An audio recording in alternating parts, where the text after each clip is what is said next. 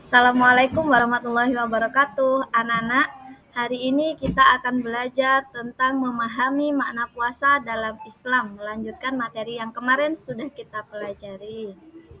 Anak-anak, sebelum memulai pembelajaran, marilah kita berdoa bersama, tangannya diangkat, kita baca doa bersama-sama. Bismillahirrahmanirrahim. Rabbi zidni ilma warzuqni fahma, amin ya rabbal alamin. Anak-anak, apakah masih ingat apa pengertian dari puasa?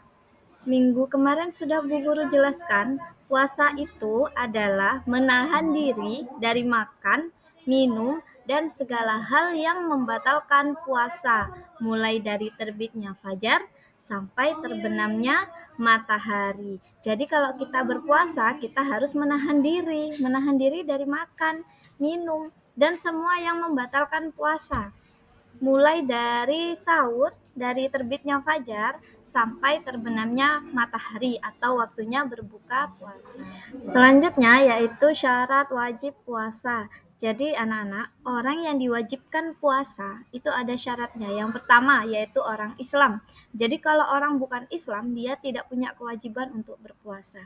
Yang kedua adalah balik. Balik itu artinya sudah, kalau perempuan tandanya balik itu sudah haid, kalau yang laki-laki tandanya balik itu sudah mimpi basah. Jadi balik itu kedewasaan bagi seseorang secara syar'i. Yang ketiga yaitu berakal. Jadi orang yang tidak berakal atau gila tidak diwajibkan untuk puasa. Yang keempat yaitu kuat puasa. Orang yang kuat puasa itu wajib berpuasa.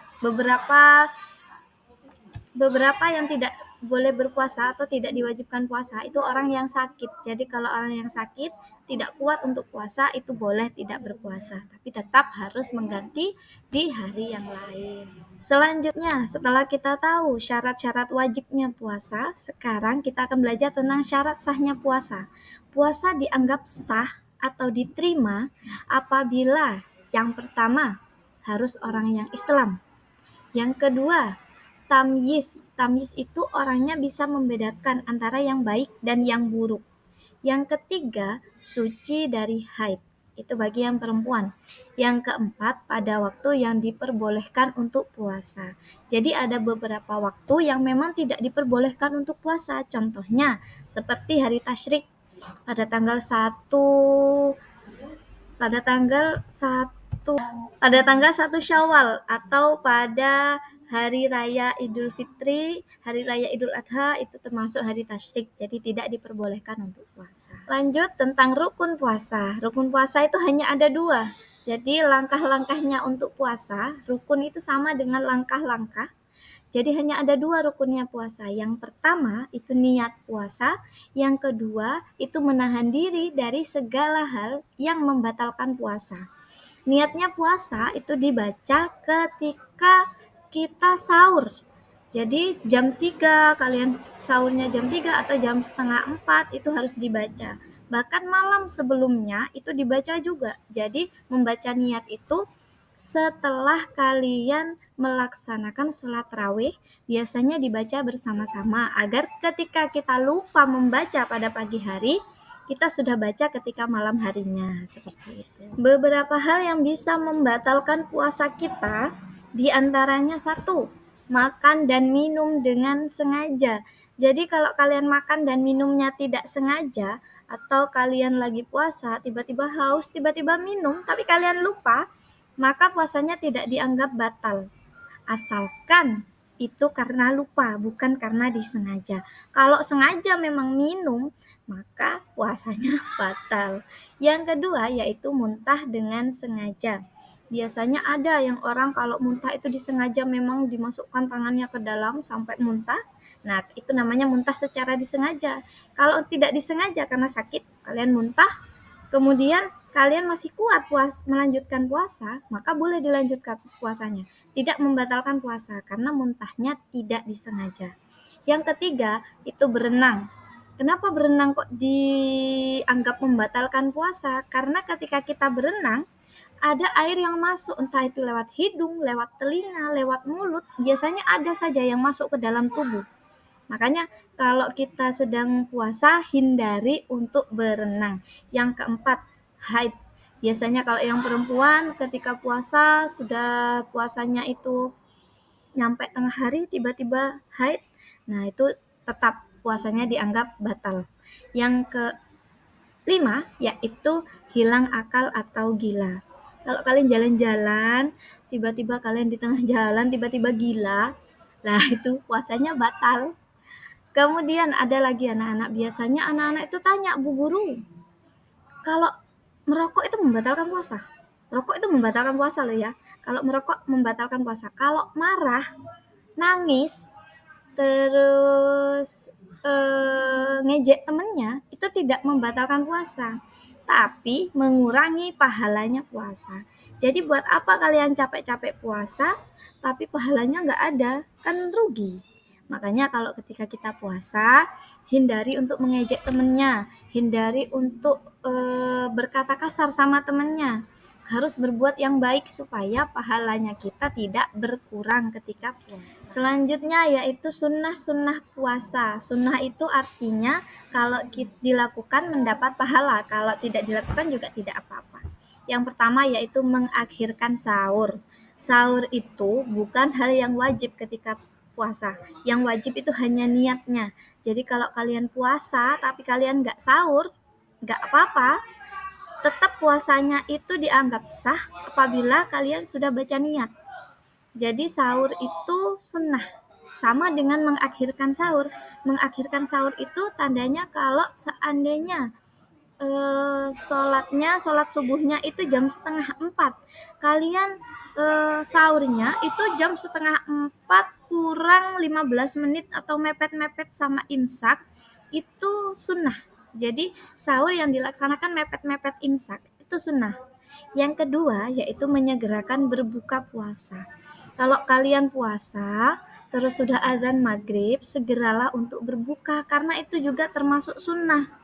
Jadi jangan nunggu, oh Bu aku nggak usah buka puasa dulu, aku masih kuat puasa, aku mau sholat dulu gitu. Jangan gitu, karena menyegerakan berbuka puasa itu sunnah. Jadi kalau kalian mau sholat dulu, harus membatalkan puasanya dulu, minum dulu. Kemudian boleh makan kurma 3, kemudian kalian sholat. Setelah sholat baru makan besar. Yang ketiga yaitu memperbanyak membaca Al-Quran, atau biasanya disebut dengan tadarus. Biasanya kalau kalian bulan Ramadan, malam hari setelah tarawih itu melaksanakan tadarus ya. Karena itu sunnah-sunnah ketika bulan Ramadan, sunnah-sunnah ketika berpuasa. Seperti hikmah puasa itu ada 2, dibagi menjadi 2, hikmah puasa bagi kesehatan kita dan hikmah puasa bagi kehidupan sosial kita. Hikmah puasa bagi kesehatan yang pertama yaitu menyehatkan jantung, yang kedua menyehatkan usus dan lambung. Karena kalau kita puasa, maka alat-alat pencernaan dalam tubuh kita itu puasa juga, jadi tidak bekerja, itu sama dengan detox seperti itu. Yang ketiga yaitu membersihkan badan dari sisa-sisa makanan. Jadi makanan yang jelek dibuang, yang baik menjadi energi di dalam tubuh kita. Yang kedua, hikmah puasa bagi kehidupan sosial kita. Yang pertama yaitu membiasakan hidup sabar. Karena kalau kita puasa, kita akan menahan diri dari makan. Kita sabar supaya tidak makan.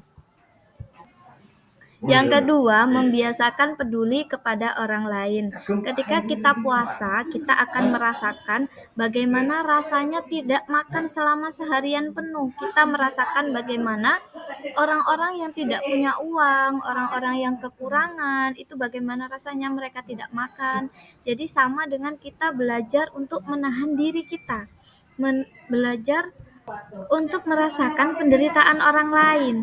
Jadi seperti itu anak-anak. Yang ketiga, dengan kita berpuasa, kita akan selalu bersyukur atas nikmat yang Allah berikan. Ketika kita puasa, pasti kita ketika makan, alhamdulillah bisa makan, seperti itu ya. Makanya puasa itu juga menambah rasa syukur kita terhadap Allah Subhanahu wa taala. Selanjutnya keutamaan puasa. Keutamaan puasa itu kalau kita berpuasa, apa saja yang kita dapatkan? Yang pertama, kita akan masuk surga melalui pintu Ar-Rayyan. Yang kedua, doanya kita insya Allah akan mustajab atau cepat terkabul. Jadi kalau kita berdoa, insya Allah akan cepat terkabul. Kalau kalian puasa, coba untuk berdoa yang baik-baik supaya doa kita diterima sama Allah. Yang ketiga, yaitu pahalanya dilipat gandakan. Kalau kita puasanya di bulan Ramadan, itu pahalanya berlipat ganda. Yang keempat, yaitu dijauhkan dari api neraka. Itu hanya bagi orang-orang yang puasanya benar-benar dilaksanakan dengan baik. Jadi kalau kalian puasanya itu bukan nggak niat, puasanya itu nggak tenanan, jadi puasa tapi tetap ngomong jelek, tetap nyakitin temennya, tetap ngolok-ngolok temennya, percuma puasanya. Makanya kalau puasa harus dijaga mulut, mata, dan hatinya. Jadi anak-anak, kesimpulan dari materi yang sudah kita pelajari hari ini ada 7 materi, yaitu yang pertama tentang syarat wajib puasa. Syarat wajib puasa itu dibagi menjadi 4. Ada Islam, ada baligh, berakal, dan kuat berpuasa. Yang kedua yaitu syarat sah puasa. Ada 4 juga. Yang pertama Islam, yang kedua tamyiz, yang ketiga suci dari haid, yang keempat pada waktu yang diperbolehkan untuk berpuasa.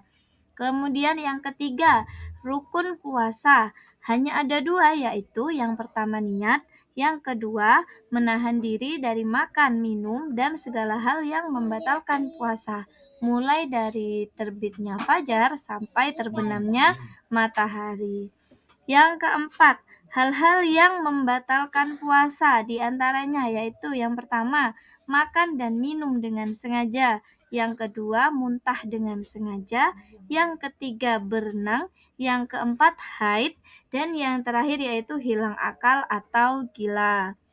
Yang kelima, yaitu sunnah puasa. Ada beberapa sunnah di sini. Yang pertama, yaitu mengakhirkan sahur, menyegerakan berbuka puasa, dan memperbanyak membaca Al-Quran. Yang keenam, hikmah puasa. Ada 2 hikmah puasa. Ada hikmah bagi kesehatan, ada hikmah baik bagi kehidupan. Bagi kesehatan kita, hikmahnya yaitu puasa bisa menyehatkan jantung, bisa menyehatkan usus dan lambung, serta membersihkan badan dari sisa-sisa makanan. Yang kedua, hikmahnya puasa bagi kehidupan yang pertama yaitu membiasakan hidup sabar, membiasakan peduli kepada orang lain, serta selalu bersyukur atas nikmat dari Allah. Materi yang terakhir yaitu tentang keutamaan puasa. Kalau kita berpuasa, yang pertama insya Allah akan masuk surga melalui pintu Ar-Rayyan. Yang kedua, doanya mustajab atau cepat terkabul. Yang ketiga, pahalanya dilipat gandakan. Dan yang terakhir, dijauhkan dari api neraka. Semoga apa yang Bu Guru sampaikan bisa bermanfaat untuk kalian semua dan bisa menjadi ilmu yang baik bagi kalian semua. Terima kasih sudah mendengarkan materi hari ini. Wassalamualaikum warahmatullahi wabarakatuh.